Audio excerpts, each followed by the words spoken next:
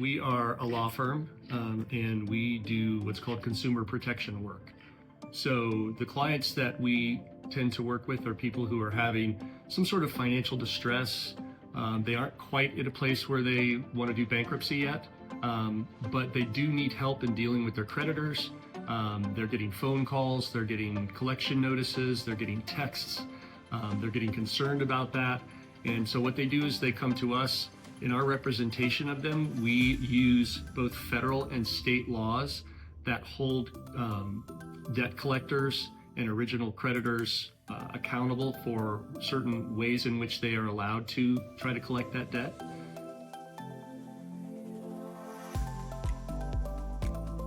I think the first thing that you get is some peace of mind that you have someone who understands the system and is there to fight for your rights. And it's important that the client understand that the federal and state laws that we are utilizing on their behalf have statutory timeframes that have to operate. So when a client comes on board, we immediately send out a letter of representation and what we call a cease and desist, which is we are telling the creditor or the debt collector that they are no longer able to communicate directly with the client, that they need to communicate with us.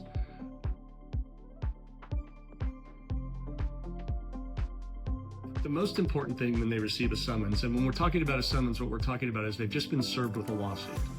Okay? And most likely it's going to be a creditor that they're aware of, or it might be a debt collector, or it might be a law firm that's working for that particular creditor. The first thing that's vital for them to do is to contact us.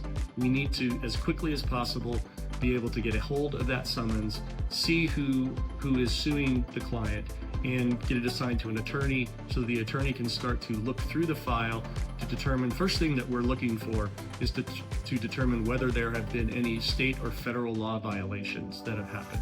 The reason why we're doing that is because of leverage. If we have violations that we see, one of the things is before we file an answer, typically we will reach out to the other side to see if they're interested in having a conversation without us having to file an answer.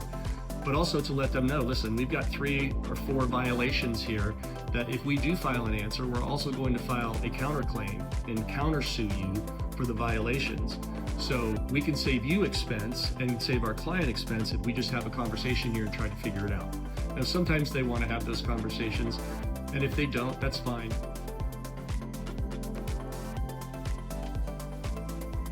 We also are sending out a dispute letter to the credit reporting agencies, the 3 major credit bureaus, and to the creditors, disputing debts that are being listed in the credit report. As soon as you do that, you start the timeline that the statute provides for credit reporting agencies. Now they received a dispute. They have to then contact the original creditor to obtain information and substantiation for that debt. The creditor, the credit reporting agency has 30 days to do that. Then they have another 60 days to get the response from the creditor. Once they do that, they then have to notify the client. Well, then they're supposed to notify us.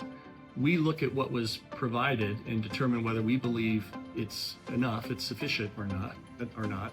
In most cases, we believe it isn't. So then we submit another dispute, which then they have another 60 days to address. And sometimes in those timeframes, I just listed out 150 days of a time frame. Sometimes the creditors don't respond. And if they don't respond, we have to send another dispute, which then gives another 60 days.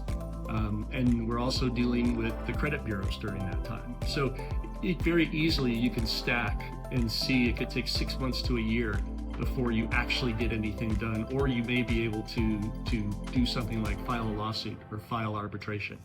And within those times, you may get a response that you believe is not valid. And so now you're dealing directly with the creditor and going back and forth. And before you go into court, almost every judge wants to see that both sides made a good faith effort to try to work this out before a lawsuit was filed. So we have to do quite a few things to show that we allowed the creditor to have the opportunity to substantiate that debt or to file what they needed to file, or the credit reporting agency to be able to follow the Fair Credit Reporting Act. And all of that work takes time.